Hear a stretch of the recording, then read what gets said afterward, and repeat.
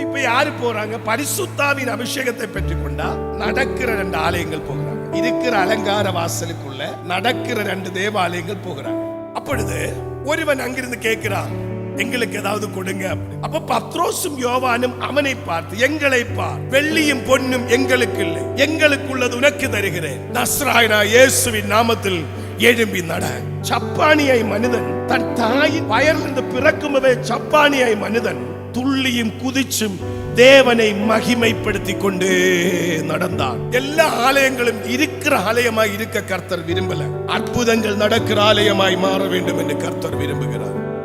அற்புதங்கள் நடக்கிற ஆலயமாய் மாற வேண்டுமானால் அதற்குள் வருகிறதான தெய்வ பிள்ளைகள் பரிசுத்தாவின் நிறைவுள்ளவர்களாய் மாற்றப்பட வேண்டும் என்று. ஒரு தேவனுடைய ஆலயத்திற்குள்ள அனரும் இல்ல குளிரும் இல்லாம குறை தெய்வ பிள்ளைகள் இருந்தா அந்த ஆலயத்தில் அற்புதங்கள் நடக்காது. ஒரு தேவனுடைய ஆலயத்தில் தெய்வம் நம்பிக்கையோட வைத்திருக்கிறதான தெய்வ பிள்ளைகள் ஜெபம் இல்லாம வேத வாசிப்பு இல்லாம தேவனோட ஒரு ஐக்கியம் இல்லாம இருந்தா அந்த ஆலயத்தில் தேவனுடைய மகிமை வெளிப்படாது. தேவன் வைத்திருக்கிற தேவனுடைய ஆலயத்தில் வந்து போகிற தெய்வ பிள்ளைகள் தேவனோட தொடர்பில்லாம கடமைக்காக வந்து போறவர்களாக இருந்தா அந்த ஆலயத்தில் அற்புதம் நடக்காது. சப்பானிகள் சப்பானிகளாத்தான் இருக்கும், குருடன் குருடனாத்தான் இருக்கும், செவிடன் செவிடனாத்தான் இருக்கும், ஊமன் ஊமனாத்தான் இருக்கும், குஷ்டரோகி குஷ்டரோகியாத்தான் இருக்கும்.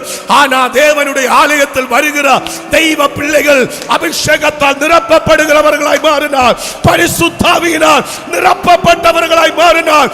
குருடனுக்கு காட்சி உண்டாகும், செவிடனுக்கு கேள்வி உண்டாகும், ஊமன் பேச தொடங்கும். தேவனுடைய ஆலயத்தில் தேவனுடைய நாமம் மகிமைப்படுத்துவதற்காக, அப்படித்தானே வாசித்தோம், தேவனுடைய நாமம் விளங்குவதற்காக கர்த்தர் தேவனுடைய ஆலயத்தை வைத்திருக்கிறார்.